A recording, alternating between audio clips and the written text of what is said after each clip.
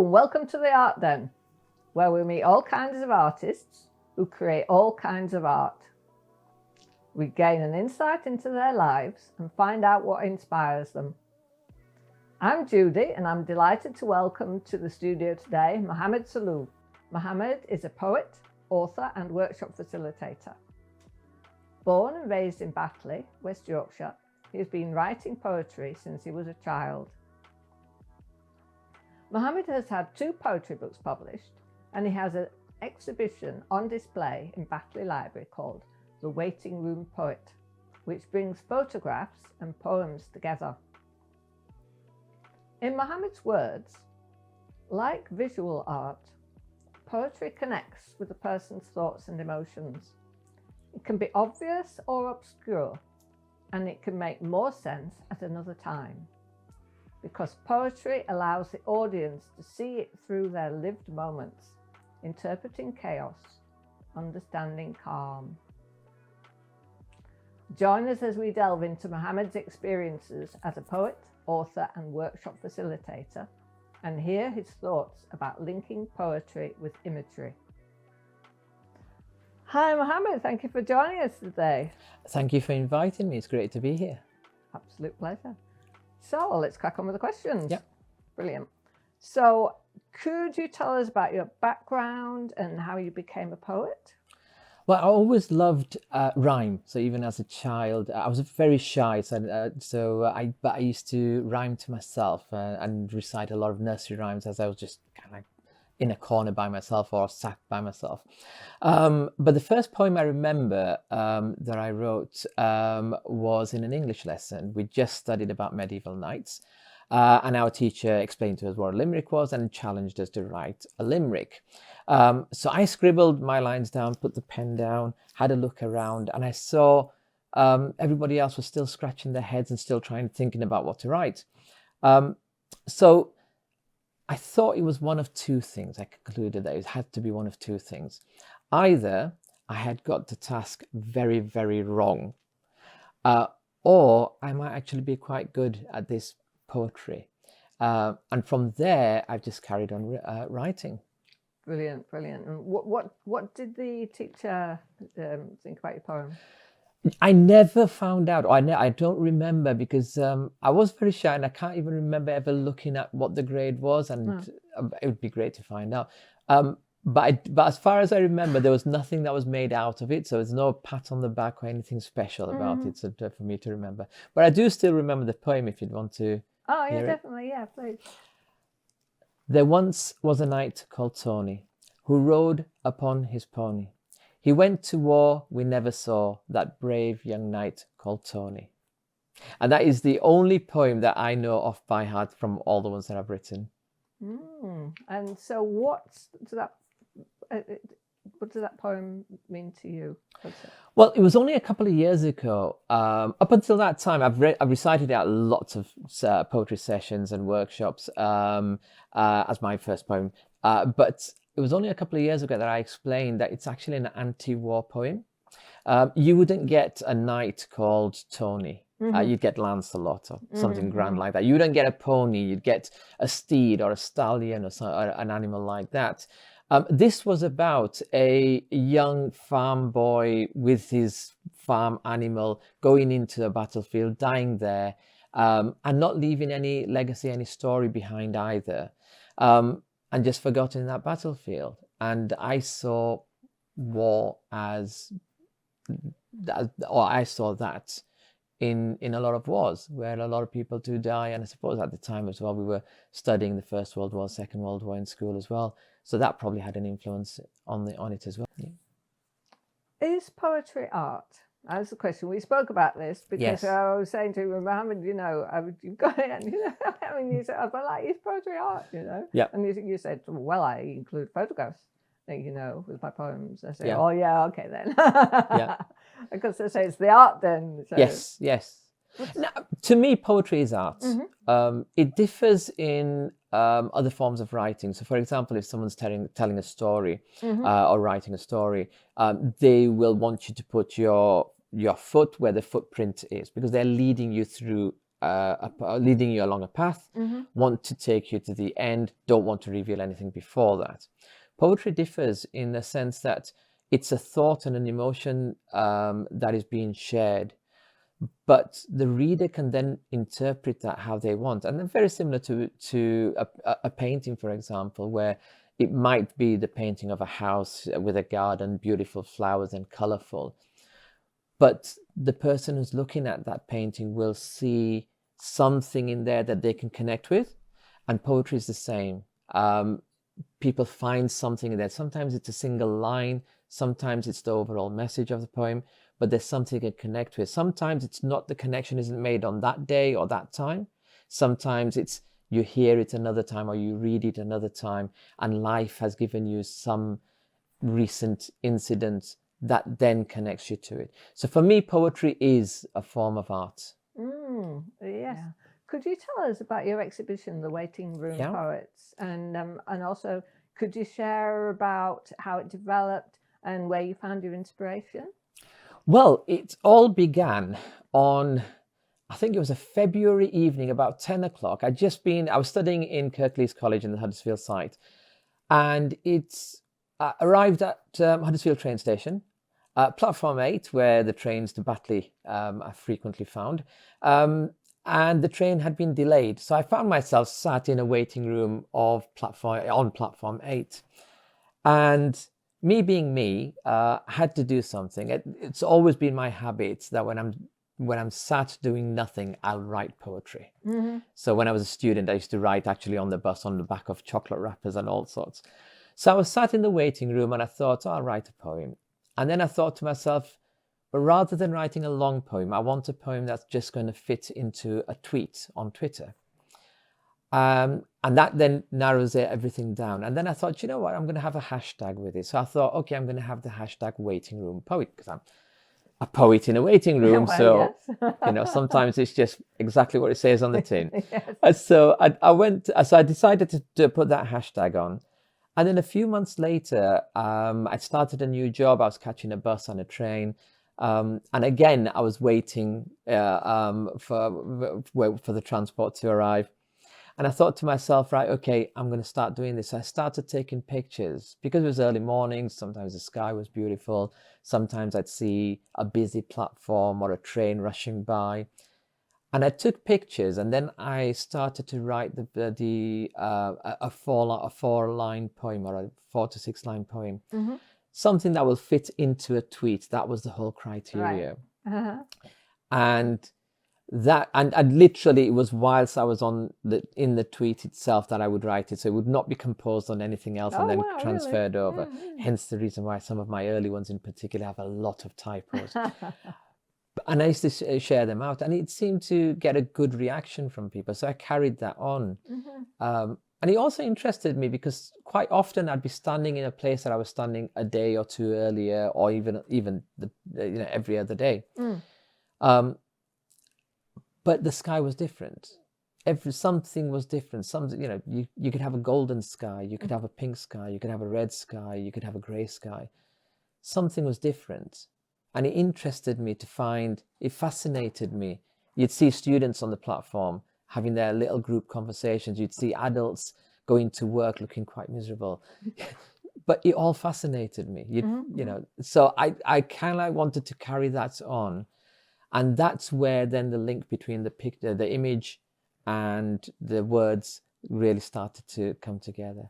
And from there, I ended up earlier this year. I'd been meaning to do it. I did it a couple of years ago when we did the exhibition, the Poetry Wall in the Piazza. I did a little space that was the waiting room poet, but I wanted to do something that was more significant.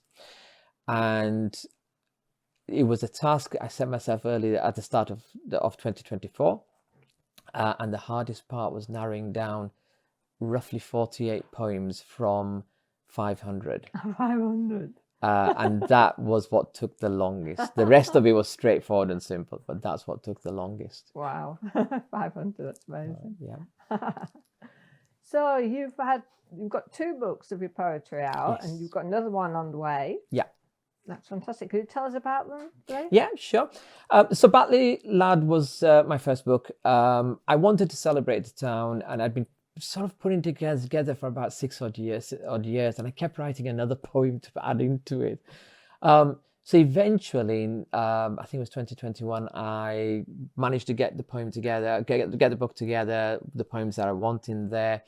And I decided to do it in two halves. So the first half celebrates the people and the places, because there's wonderful people in Batley, lots of volunteers doing fabulous things, lots of people who are massively friendly. And I wanted to celebrate that. And I wanted to celebrate the heritage that Batley has as well. And the second part reflects more on me growing up in Batley.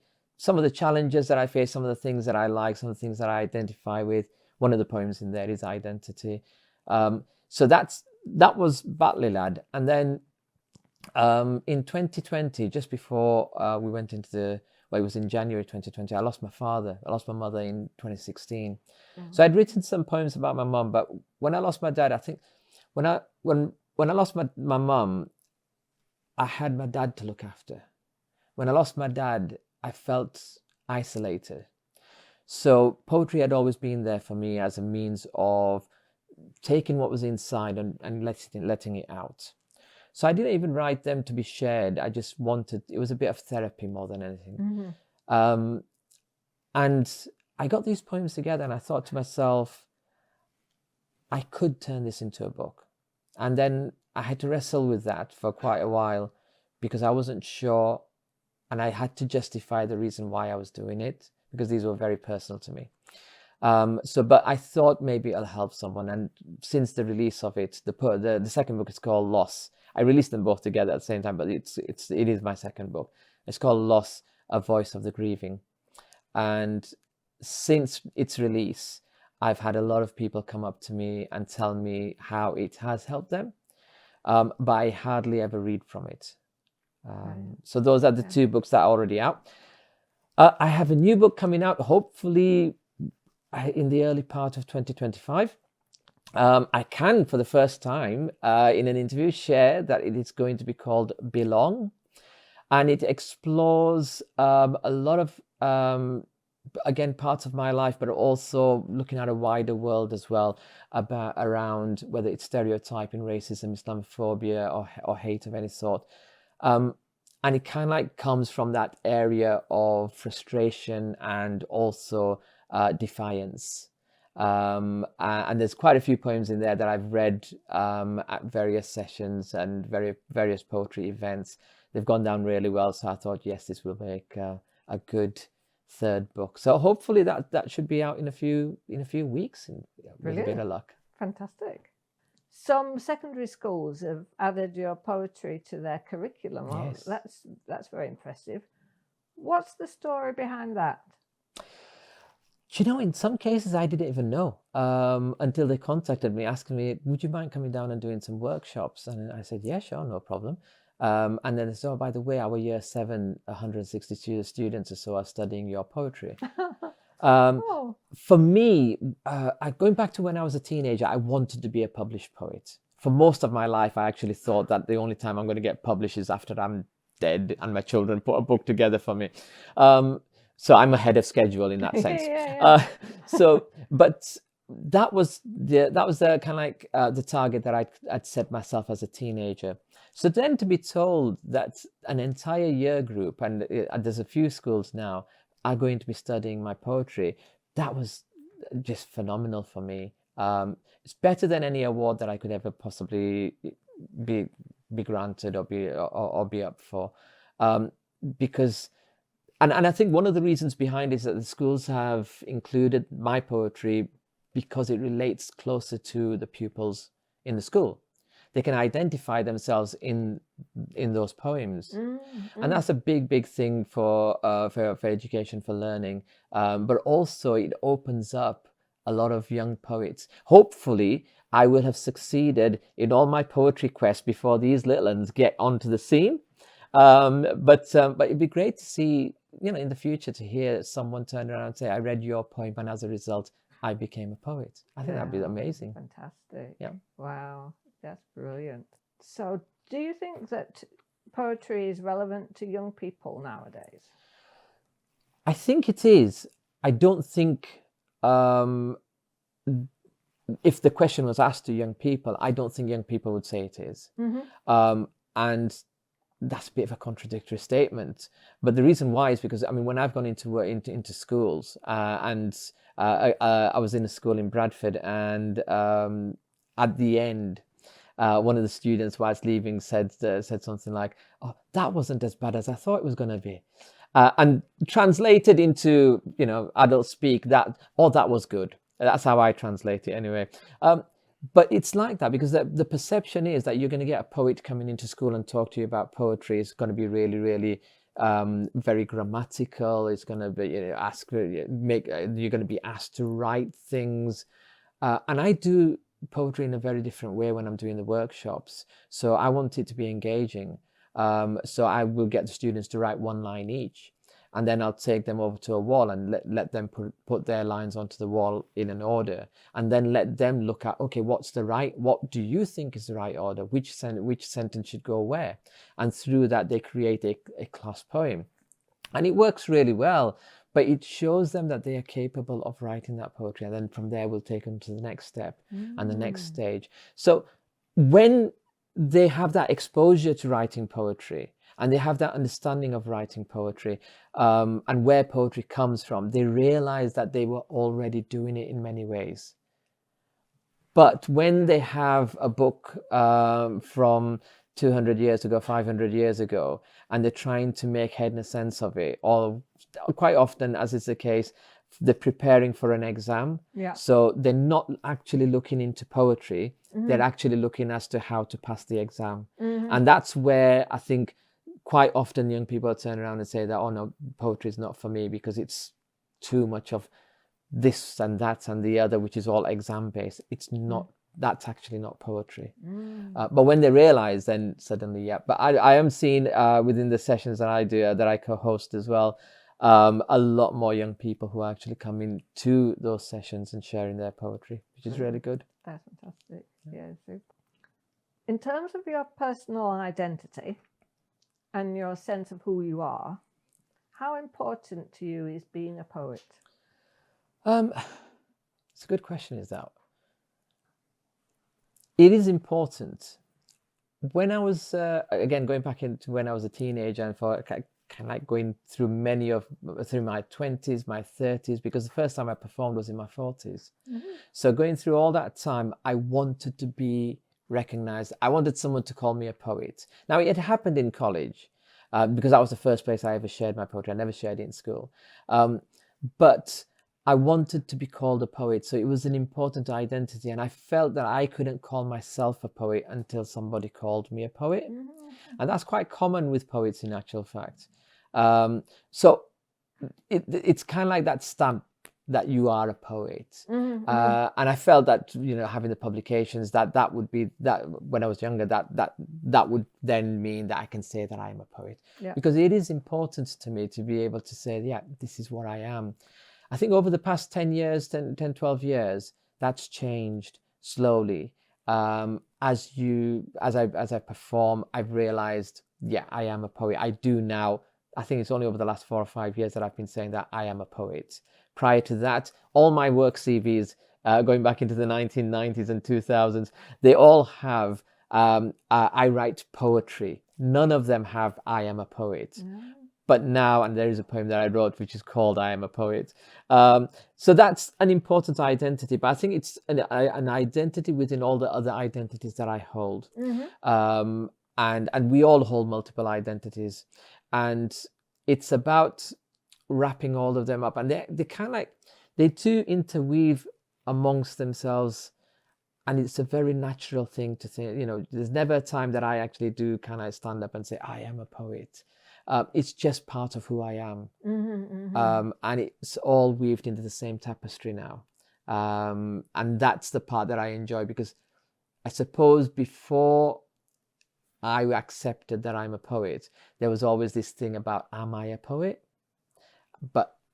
And that's about accepting identity as well, because whenever we need to accept identities, that's where the strength goes. Once we've accepted, we can then progress Where can people find out more, like your website and stuff like this? Yes, my website, mohamedsaloo.co.uk. All my social media links are on there as well. The books are on sale on the website as well. I think you can Google me and find my books in the standard bookshops as well.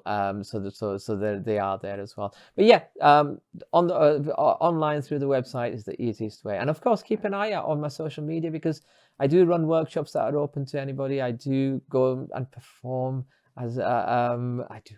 I never realized I like performing as much as I did when I started. They can't stop me now. So it'd be great to see more people come and share their poetry as well.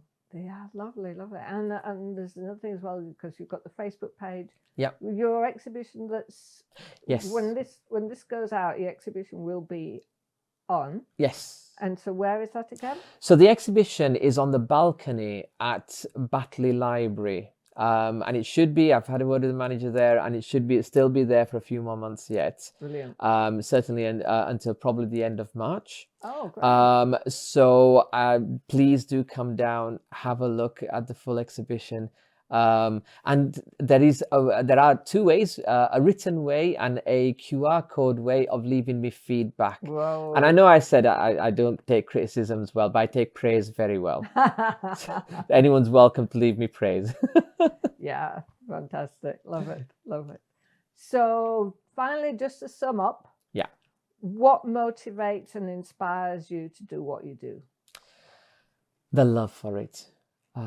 It's as simple as that. I think I enjoy doing what I do. I enjoy doing the projects around poetry, the projects around writing.